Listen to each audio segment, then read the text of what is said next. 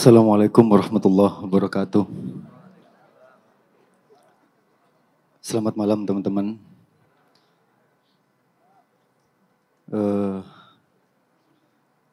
Padat banget ya ternyata ya. Kalau masih ada yang sekiranya di depan kosong, bisa diisi, monggo dipersilahkan yang belakang untuk maju. Kasihan yang belakang biar nggak terlalu sempit. Diutamakan yang mbak-mbak, yang cewek-cewek, ibu-ibu yang bawa anak. Monggo kalau masih ada di bawah tenda yang masih kosong, mungkin ibu-ibu yang punya anak juga barangkali monggo dipersilahkan. Yang mas-mas sabar ya. Yang mas-mas jangan alasan karena kecewek-cewekan terus maju, jangan, kasihan.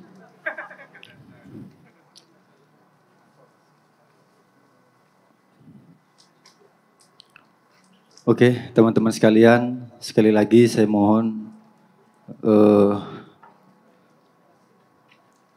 kita semangat sama-sama ya. Bismillahirrahmanirrahim. Assalamualaikum warahmatullahi wabarakatuh.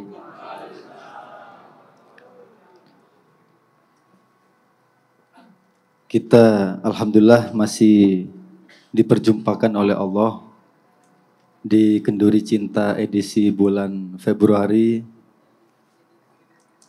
Saya bersyukur teman-teman bahwa ternyata yang kami duga, saya sama Mas Fahmi dan teman-teman penggiat yang lain, kami tidak menduga bahwa teman-teman yang hadir itu akan sepadat ini. Pengennya sih kita pakai stadion GBK teman-teman.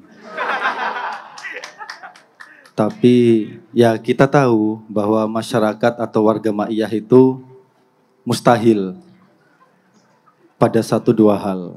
Jadi kesadaran itu yang kemudian mengikis niat kami untuk sewa GBK. Kita juga, gimana Mas? Tapi ada pemangkasan anggaran. Ah, itu. Jadi, gimana ya? Rakyat-rakyat kere ini. Pajak naik, anggaran diefisiensi, kementerian nambah banyak. Kata teman-teman Madura itu anjing memang.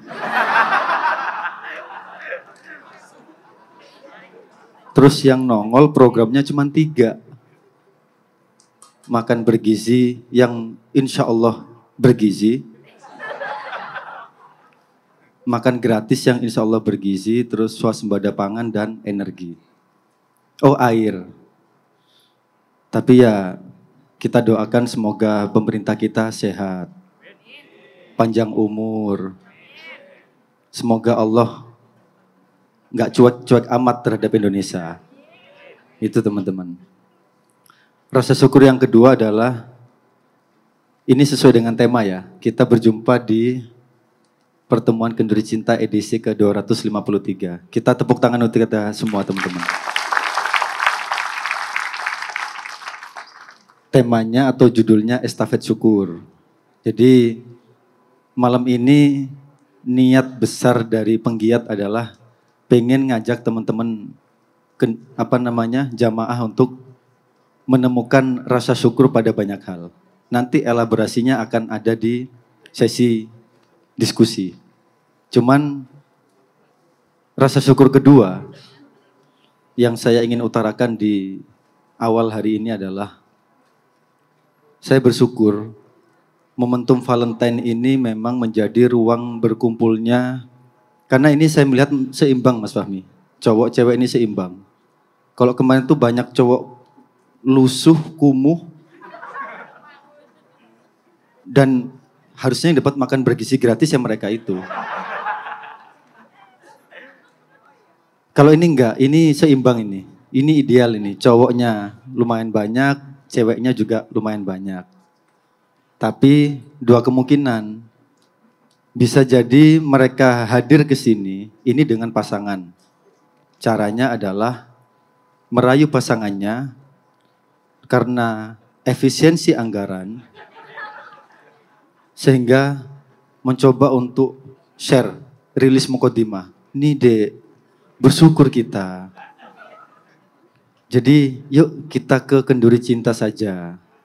Supaya menemukan keindahan, makna syukur. Supaya Allah juga bersyukur kepada kita berdua. Sehingga jalan kita dipermudah di hadapan mertua. Kan Jangan gitu. lupa Valentine. Valentine, Mas Fahmi. Dugaannya yang kedua. Jangan-jangan memang nipis Mas ya. Hebat ini cowok-cowok yang hadir pada malam hari ini nih. Selalu dialektikanya pasti akan ngomong Valentine itu bukan tradisi kita, Dek.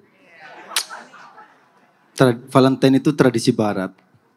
Mbak, itu persis kalimat teman saya. Gambaran teman saya itu kere, cungkring, gak terurus, dan dia tuh sering membaca kitab. Membaca rumus-rumus kata-kata mutiara itu. Tujuannya bukan untuk dikoleksi sebagai ilmu, tapi ini bahan peluru tembak kepada pasangan. Jadi tolong Anda waspada. Cak Nun sering mengingatkan kita bahwa kita harus waspada. Termasuk ke pasangan-pasangan Anda yang modelan begitu itu. Jadi semoga tabah ya Mbak ya. Allah kasih kesabaran yang terhingga di hati Anda semua menghadapi model-model rakyat kere itu. Pasangan-pasangan Anda itu. Yang laki-laki tetap semangat. Yang penting ada kuota, browsing kalimat mutiara sebanyak mungkin.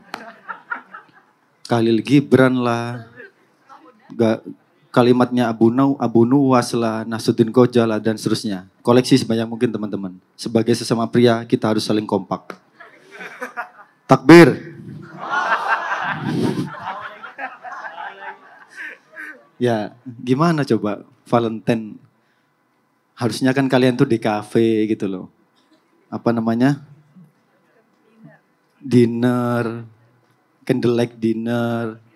Malah pesen cilok di depan dibawa ke sini. Astagfirullah. Tapi ya sudahlah. Masa gini Allah nggak terharu? Pasti Allah terharu. Allah ini sekarang lagi nangis bercucuran darah melihat perjuangan laki-laki pasangan Anda semua ini, Mbak. Sumpah. Tenang, Mas. Jadi saya nggak mau berkepanjangan. Nanti kita simpan energi kita. Kita masih akan melalui sesi demi sesi yang cukup padat. Tapi mohon izin sebelumnya saya ingin mengundang para pembicara yang juga sudah menunggu sejak tadi sore. Kami mohon naik ke atas panggung. Yang pertama ada Mas Boim. Kami mohon Mas Boim untuk naik ke atas panggung.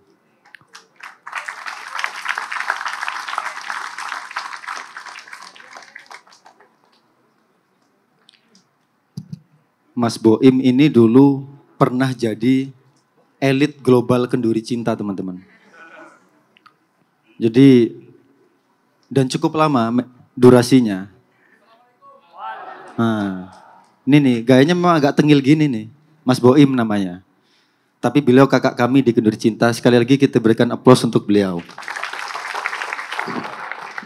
Yang kedua kami juga mohon naik membersamai ke atas panggung Mas Nanda Avalis. Seorang peneliti di kenduri cinta. Beliau ini gagasannya bukan hanya dari timur ke barat, tapi dunia ke akhirat. Lengkap. KC kok dilawan. Beliau itu sangat akrab dengan iblis, Azazil dan gitulah nanti biar beliau bercerita. Teman-teman sudah pasti tahu kan? Bahkan di netizen KC itu, jamaah KC itu di komen YouTube, ini Gus Bahaknya kenduri cinta. Tuh, kita berikan tepuk tangan untuk Mas Nanda.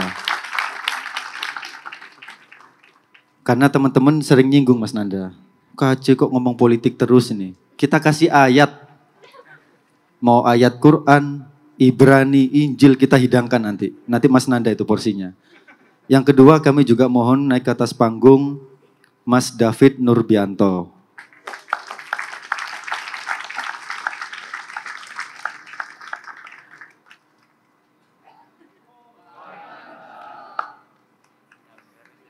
Betawi nih. Naik. Iya. Ayo Mas Boy, monggo. Mas David, ambil tempat duduk, monggo.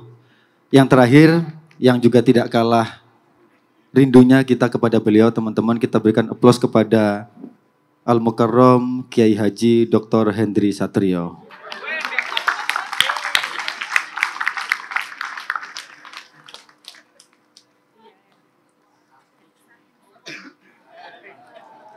Ya.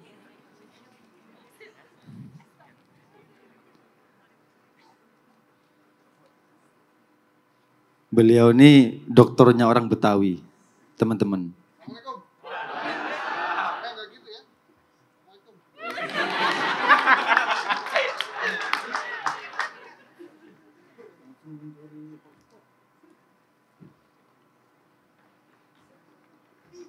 Ya. Jadi teman-teman, saya lanjutkan. Alhamdulillah malam hari ini kita dapat rezeki dibersamai oleh beliau-beliau. Ada Mas Boim, ada Mas David Nurbianto, ada Dr. Hendri Satrio, dan ada Mas Dr. Nanda Avalis. Beliau juga doktor yang sebentar lagi akan diwisuda, diresmikan. Kita juga menunggu satu narasumber lagi yang sedang ada dalam perjalanan, kita tunggu. Mungkin itu teman-teman, jadi sekilas saya ingin memberikan gambaran bahwa Mas Boim, Mas David Nurbianto juga yang, kalau Mas Boim mah ini punggawa Kenduri Cinta, kita nggak usah ngasih tahu tentang Kenduri Cinta, orang kita dulu cari tahu Kenduri Cinta lewat beliau. Cuman Mas David Nurbianto barangkali memang, ya ini Mas David, keadaan jamaah Kenduri Cinta, teman-teman, ini mereka datang ke sini Mas. Memang kebetulan kami tidak menyengaja taruh di tanggal 14 Mas. Artinya kita tidak pakai background, Valentine, enggak. Cuman karena kebetulan Valentine, enggak tahu ini kok sepadat ini juga Mas David. Mas David sudah lihat sendiri kan, kalau tadi cuma dari foto. Dugaan kami Mas, dugaan kami, bisa benar bisa tidak salah.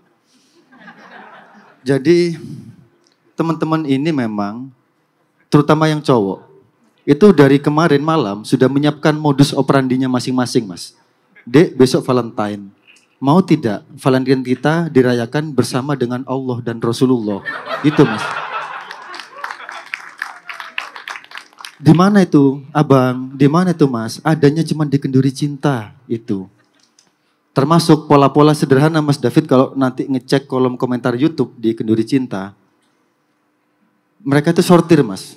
Kalau agak bening, itu mereka lacak. Dari Cikarang nih, ada yang bareng kagak? Gitu Mas. Kalau agak buluk, skip. Ya itu salah satu modus operandi teman-teman Mas.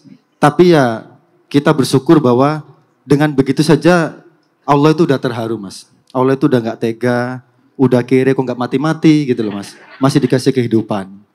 Jadi maka kenapa kemudian teman-teman di momen Februari ini kita tidak punya background tertentu secara khusus. Kenapa temanya atau judulnya Estafet Syukur.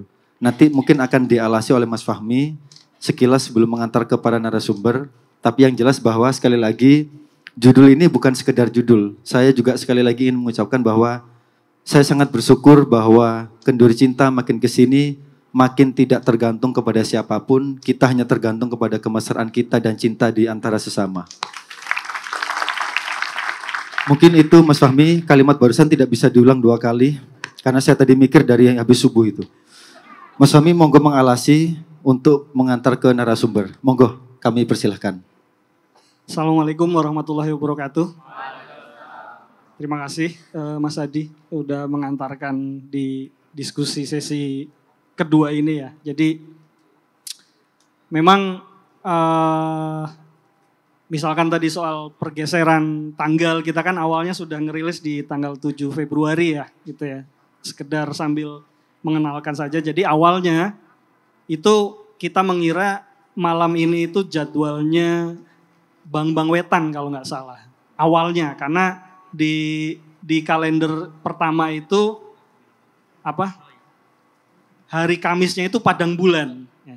Jadi kita kan Simpul Mayah itu kan tidak cuma di Kenduri Cinta di Jakarta ya. Kita menginduk pada Padang Bulan, Bambang Wetan, Mocopat Safaat dan lain sebagainya gitu ya. Nah, teman-teman Kenduri Cinta itu punya pijakan etik lah gampangannya. Dari dulu tuh kita nggak mau nabrak simpul lain gitu. Jadi misalkan pas tanggalnya Jumat kedua itu tabrakan dengan Padang Bulan atau tabrakan dengan Bambang Wetan, itu Kenduri Cinta akan ngalah untuk geser gitu ya. Maka kalau teman-teman ingat di tahun-tahun dulu sebelum COVID itu kita pernah Kenduri Cinta di hari Senin, Kenduri Cinta di hari Selasa gitu ya, bukan di pakemnya Jumat kedua.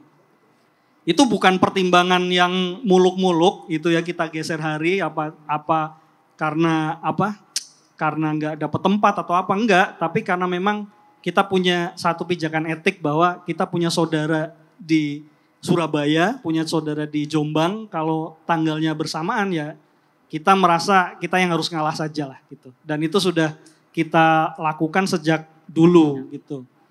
Artinya kita geser itu karena memang alasan yang sangat bagi kita sangat fundamental gitu. Karena kita pengen menghormati senior kita lah. Tapi ternyata kayaknya Padang Bulan itu sekarang sudah ini Mas Adi, sudah menggunakan metode hisab. Bukan lagi Rukyatul Hilal.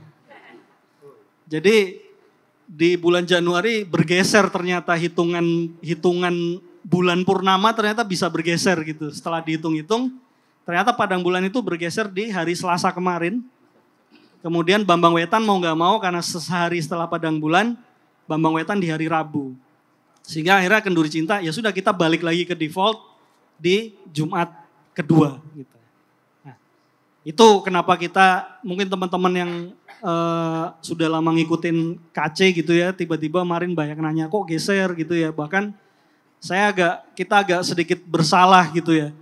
Ada yang sudah sempat mengajukan cuti di tanggal 7 Februari, ternyata kita geser ke tanggal 14. Jadi mohon maaf ya, kalau teman-teman yang akhirnya mungkin harus berubah cuti dan lain sebagainya. Karena ternyata gini Bang David, ternyata yang datang tuh nggak dari Jakarta.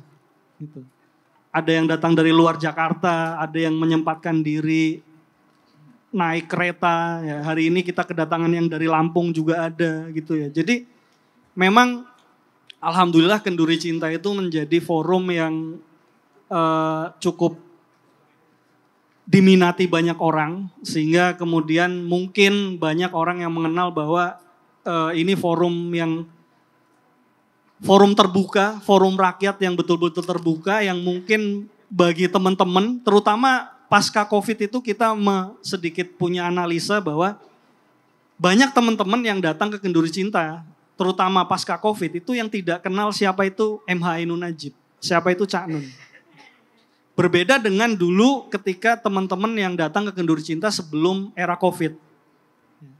Banyak yang datang itu karena memang melihat videonya Cak Nun di YouTube dan lain sebagainya. Kalau sekarang itu Bang David, mereka datang karena melihat videonya Bang Hendri Satrio.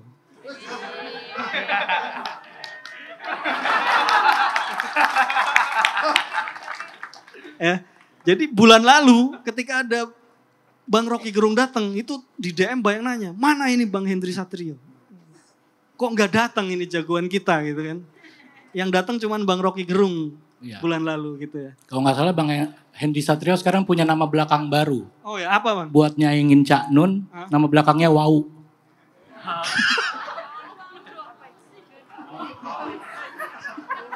Bantu, ketawa, ketawa. Belum panas kayaknya nih. Belum, entar dulu Bang David sabar. Bang David memang nanti slotnya di situ ya kan. Komedian gitu kan. Kalau kita kan bukan pelawak gitu ya. Jadi ya itu mungkin sedikit ya tadi kenapa bergeser. Kemudian ke tema gitu ya. Memang ya kita kan punya forum mingguan rebuan. Jadi sejak bulan lalu setelah KC bulan lalu teman-teman sudah langsung merumuskan apa nih tema yang cocok kita angkat di bulan Februari gitu ya. Kalau tema syukur ini kan pasti kalau tadi Mas Hadi sudah menyitir mau dikasih ayat, ini Saya bocorin dulu ayat yang nanti mau disampaikan oleh Bang Hensa. Gitu. Ya kan? Pasti kan langsung yang kita teringat ketika ada kalimat syukur kan, lain syakartum lazidannakum walin kafartum inna adzabi lasyadid gitu. Tuhan sendiri yang menjanjikan itu ya. Allah sendiri yang mengumandangkan, yang apa ya? La azidannakum. Jadi kalau ayat awalnya kan wa itta'adzana rabbukum gitu kan, bahwa Allah sendiri yang mengadzankan. Adzan itu kan yang melantunkan, yang mengungkapkan gitu ya. Kalau kamu bersyukur, akan kutambah nikmatmu. Tapi kalau kamu kufur, ingatlah azabku sangat pedih. Jadi kita mengelaborasi ayat tersebut itu kemarin di Rebuan bahwa kalau kita bersyukur, itu kita akan ditambah nikmatnya. Tapi kalau kita kufur, itu Allah nggak ngomong akan aku hentikan nikmatmu. Allah nggak ngomong gitu. Allah cuma mengingatkan, ingat azabku pedih. Jadi kalau orang bersyukur, misalkan nih, kita dapat rezeki, kita bersyukur ya. Distribusinya nanti bisa macam-macam, nanti kita elaborasi lah. Ya. Tapi kalau kita dapat rezeki, kita nggak bersyukur, itu Allah tuh nggak mutus rezeki kita ternyata. Nggak mutus nikmat kita. Ayatnya jelas, cuman ngasih peringatan. Ingat ya, nanti azabku pedih. Simulasinya sederhana, kemarin kita di forum, di diskusi Rebuan setiap minggu tuh, lo bayangkan. Kalau kita ngomong oligarki, kita ngomong 9 naga misalkan. Ya. Mereka tuh kenal Tuhan gak misalkan. Ya. Salah satu semboyan perusahaan gede mereka itu kan Senin sampai Jumat nipu manusia, Sabtu Minggu nipu Tuhan. Ada yang tahu nggak? Ya, nanti cari deh. Ada semboyan seperti itu bahwa Senin sampai Jumat itu untuk menipu manusia, Sabtu Minggu menipu Tuhan. Tetap aja tuh duitnya banyak mereka. Ya. Kan ayat itu terbukti berarti bahwa kamu tak kasih terus rezeki, tapi kalau kamu nggak bersyukur, itu kamu nggak akan saya stop rezekinya. Maka dalam Islam ada istilah istidroj misalkan gitu ya. Kalau Canun tuh punya metode misalkan ada 4 hal lah misalkan. Kalau kita dikasih sesuatu, coba amati 4 hal. Kamu itu diperintah oleh Tuhan. Ya. Atau kamu itu yang kedua adalah kamu diizinkan oleh Tuhan. Yang ketiga kamu dibiarkan. Ya. Atau yang keempat kamu dijerumuskan. Itu salah satu nilai yang pernah diajarkan Cak Nun di sini. Misalkan kita dapat rezeki, kita dapat posisi jabatan, kita dapat dapat promosi jabatan di kantor gitu ya, atau tiba-tiba nanti ada yang jadi staf sus gitu ya. Bang Hensa mungkin sebentar lagi gitu ya. Karena kan Bang Hensa kayaknya sudah tidak berani mengkritik penguasa. Lirikannya sudah. Ya, jadi kalau kita dapat sesuatu, coba deh kita ukur tuh. Canun pernah berpesan itu, coba kamu ukur. Kamu itu diperintah oleh Allah untuk melakukan itu, atau mendapat itu kamu karena perintah Allah. Atau kamu diizinkan oleh Allah untuk melakukan itu. Atau jangan-jangan kamu tuh yang ketiga, atau bahkan jangan-jangan yang keempat. Kamu dibiarkan tuh melakukan itu. Yang paling bahaya yang keempat. Kamu dijerumuskan untuk melakukan itu. Nah itu coba kita harus bisa mengamati itu teman-teman. Jadi sehingga kenapa kita angkat judul ini adalah yaitu estafet syukur. Setiap kita mendapat rezeki, estafet syukurnya itu seperti apa sih? Sesimpel misalkan kita mencari rezeki gitu ya. Kerja tiap hari, berangkat pagi, pulang malam, macet-macetan di jalan, desak-desakan di KRL gitu ya. Yang pakai motor udah harus macet-macetan, harus berebut parkir sampai kantor sudah lusuh, sudah harus menunggu deadline segala macam. Setiap bulan gajian. Kemana distribusi syukurnya? Macam-macam kan, ada yang menafkahi keluarga, ada yang sedikit untuk sedekah. Ya. Ada lagi yang distribusinya mungkin salah gitu ya, bukan mungkin lagi, pasti salah. Main slot, judi online gitu ya. Sudahlah rezekinya sedikit, nyari kerja susah, nyari uang susah. Ujung-ujungnya justru untuk main judi online. Nah, ini yang perlu mungkin kita akan diskusikan malam hari ini, bagaimana kita sebenarnya mendistribusikan syukur itu nanti. Ya. Kalau dari sisi spiritual nanti ada Ustadz Nur Sofa gitu ya, termasuk nanti dari Mas Nanda gitu ya. Jadi kenapa kita angkat itu, kita ingin elaborasi lebih jauh gitu loh. Gimana sih sebenarnya bersyukur itu ya. Kalau kita ngomong dari potret negara misalkan ya, kan sudah jelas bagaimana dalam undang-undang dasar misalkan sumber daya alam, kekayaan alam negara dikuasai oleh negara untuk kepentingan orang banyak. Gitu ya. Tapi yang terjadi apakah terdistribusi tuh syukurnya? Gitu. Teman-teman bisa menilai sendiri gitu. Negeri yang sekaya raya ini, semakmur ini, kok tidak mencapai posisi yang kita bayangkan gitu. Kayak misalkan kemarin juga ini kita ngambil dari Rebuan juga, kok bisa ada negara sekecil Singapura, tapi menguasai tatanan ekonomi dunia. Dan negara itu negara baru kalau kita ukur secara usianya dibanding kita misalkan. Kok bisa dia mengatur ekonomi dunia gitu ya. Bagaimana korporasi-korporasi besar, perusahaan-perusahaan besar di dunia buka kantor cabangnya di sana, bukan di Indonesia. Yang lebih besar misalkan. Padahal secara market value, kalau kita ngomong di Indonesia, sangat besar kalau kita ngomong. Kalau kita cek misalkan ya, statistik kita ngomong soal internet misalkan. Di Indonesia ada penelitian bahwa hampir semua orang di Indonesia mayoritas handphonenya 2. Berarti minimal ada 2 gadget yang terkoneksi internet. Belum kita hitung berapa banyak data yang tersimpan di masing-masing handphone. Berapa akun media sosialnya, berapa email yang ada di situ. Belum sampai ke situ. Tapi ya memang pada faktanya kalau di internet kan ada ya analitiknya gitu ya. Setiap tahun dirilis tuh oleh salah satu lembaga bahwa Indonesia ya termasuk 5 besar pengguna internet, pengguna media sosial. Kita mau sebut apa saja deh. Mulai dari WhatsApp, Facebook, Instagram segala macam. Indonesia masuk 5 besar semua. Artinya market value-nya kita cukup besar untuk melakukan sesuatu. Maka distribusi informasi di sini pun akan semakin cepat. Kita bisa melihat bagaimana kalau kita hari ini ada sesuatu yang trending, itu begitu cepat dibicarakan oleh banyak orang. Karena memang pasarnya ada dan market value-nya ada, algoritmanya sudah bisa ditata. Gitu. Nah, kurang lebih itu sebagai pengantarnya Mas Hadi. Untuk sedikit nanti kita bisa mengelaborasi lebih jauh tentang tema kita malam hari ini tentang estafet syukur. Terima kasih Mas Fahmi, tambahan pengantar yang cukup singkat dan menurut saya lumayan padat ya teman-teman.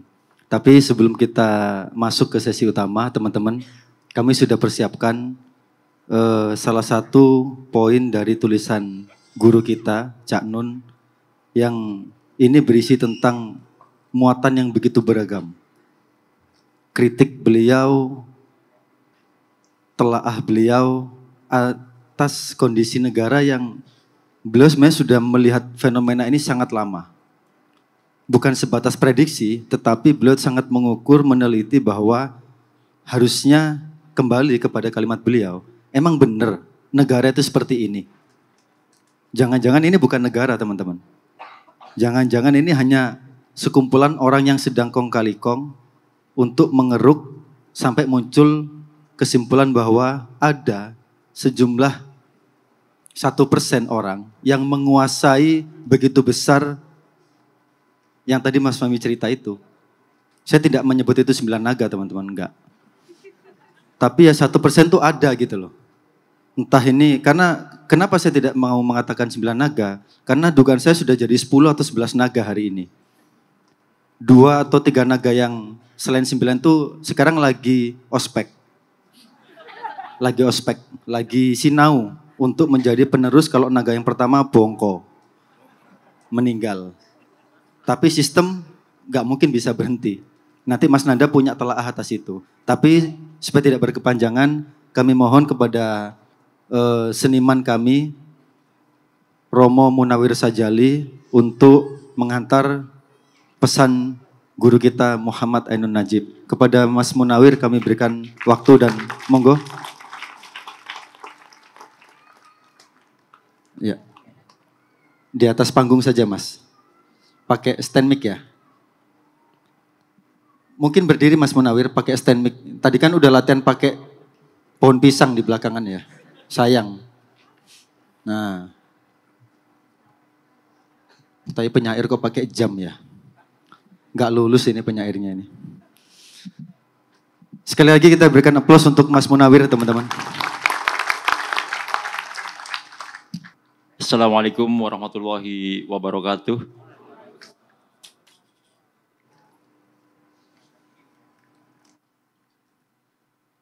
Bimbingan belajar Dajjal. Hal lain yang diincar oleh Marquesot untuk diserbukan ke Kiai Sudrun adalah sesudah era Nabi Pamungkas Muhammad Shallallahu Alaihi Wasallam, Allah mengubah kebijakannya, baik policy, dasarnya maupun detail regulasinya. Misalnya, melaksanakan logika iman berkah dan kufur azab oleh Allah sangat berbeda sebelum dan sesudah Nabi terakhir. Dulu kontan, sekarang bertahap, dicicil-cicil, bahkan ditunda hingga akhirat. Dulu kekufuran, pengkhianatan terhadap Maha Sangkan Paran bertabrakan langsung dengan tangan asyadid. Banjir bah, gempa, badai, pagebluk, jutaan lalat menghisap darah, memakan daging, meremukan tulang, hingga kepala Raja Namruj dimasuki seekor lalat selama 400 tahun. Pokoknya Allah bersegera, show of force. Rata-rata semua peradaban umat manusia dihancurkan oleh Allah karena selingkuh dengan yang selain Allah. Sekarang Allah hadir sebagai Asy-Syabur, Maha Sabar, Asy-Syakur, Maha Syukur.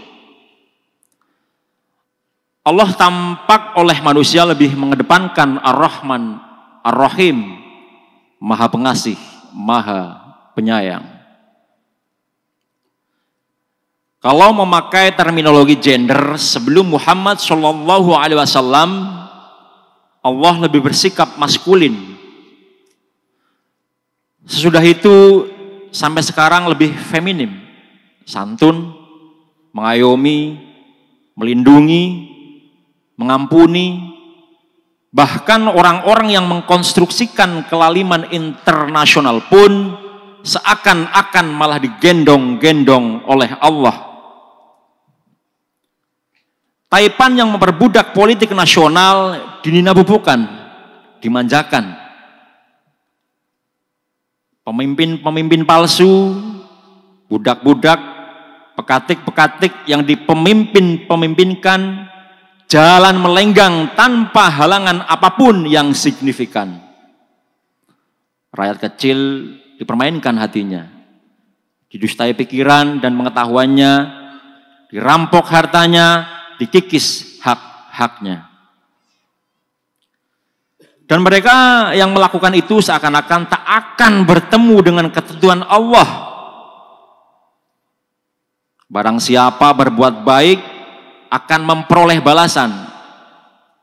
Barang siapa yang berbuat buruk akan mendapatkan balasan. Allah memang menyatakan mereka melakukan tipu daya dan aku maha penipu daya, biar ku kasih tenggang waktu sejenak. Dan ratusan juta orang robek-robek hatinya, ambyar pikirannya, putus asa jiwanya, menantikan berapa lama amhilhum ruwaida itu. Berapa generasi harus melewati kelahiran, kehidupan, dan kematian untuk tiba pada era wa makarallah, zaman di mana Allah makar atas penyelingkuh cintanya, pengkhianat kemurahannya, serta pendurhaka hak-haknya. Masalahnya para perampok hak-hak Allah di bumi, khususnya di wilayah perdelapan Katulistiwa ini, berlaku seakan-akan mereka mendapat mandat dari hakiki eksistensi Al-Malik, Al-Jabbar, Al-Aziz, Al-Mutakabbir, dan banyak kuasa Allah yang lain tanpa mendapatkan resiko apapun. Sekurang-kurangnya demikian batas yang bisa dilihat dan dipahami oleh keterbatasan ilmu manusia. Dengan modal keuangannya yang sangat dominan, dengan seluruh kelengkapan fasilitas kekuasaannya, perangkat keras maupun lunak, mereka menyandera mayoritas penduduk melalui strategi yang membuat mereka disandera tak merasa disandera.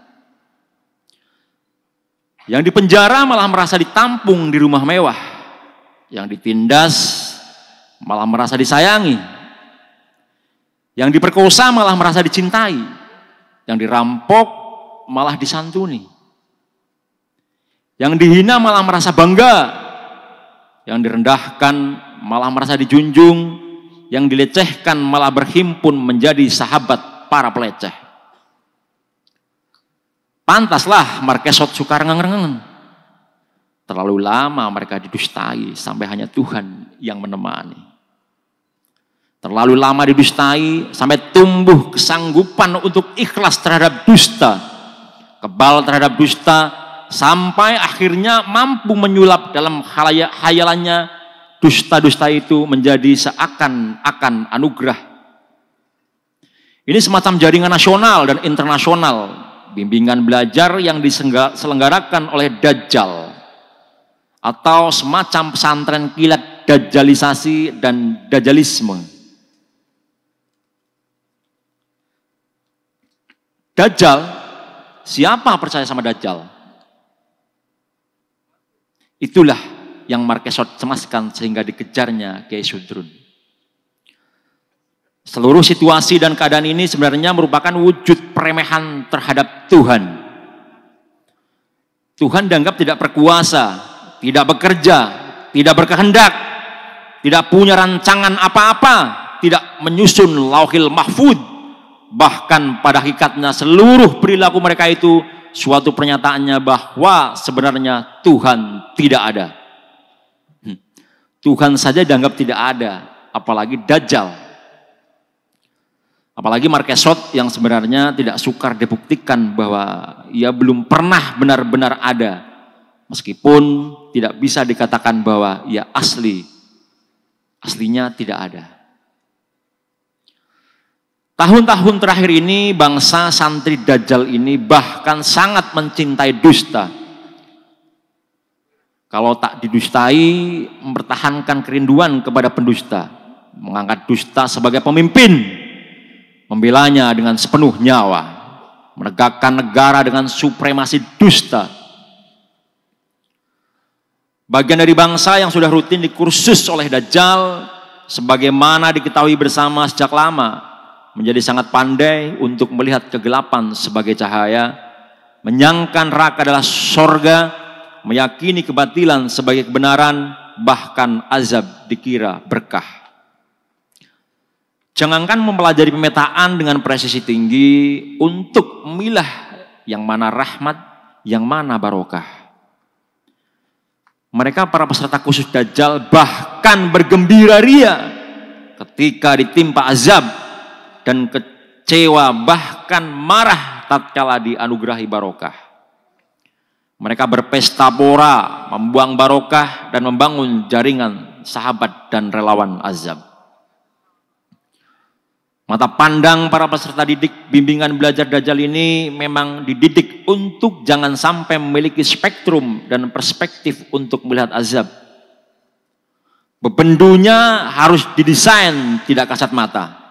Kegelapan harus ditampakkan pada mereka sebagai cahaya. Penglihatan mereka hanya dilatih untuk melihat benda. Mereka dicanggihkan matematikanya, khusus untuk menghitung jumlah uang, serta membangun teknologi untuk memperluas kekuasaan dan penguasaan. Kalau ada penyair menulis, sampai hanya Tuhan yang menemani. Mereka mentertawakannya. Tuhan menemani? Benarkah Tuhan menemani? Apakah mereka ingin mau ditemani oleh Tuhan? Apakah Tuhan sebegitu pentingnya? Bagi para santri Dajjal ini, apakah Tuhan lebih urgent dibanding uang? Bahkan Tuhan ditantang. Ayo Tuhan, silahkan menemani mereka, silahkan. Seluruh tata kuasa peta akses ketersediaan modal ada di genggaman tangan kami.